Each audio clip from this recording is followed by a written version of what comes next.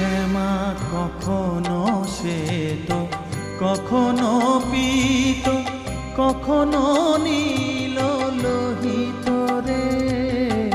কখনো শ্বেত, কখনো পীত, কখনো নীল লোহিত রে। মায়ের সে ভাব কেমনে বুঝিতে না পারি, সে ভাব কেমনে বুঝিতে না পারি। ভাবিতে জন্ম গেল রে শ্যামা, মা কি আমার কালো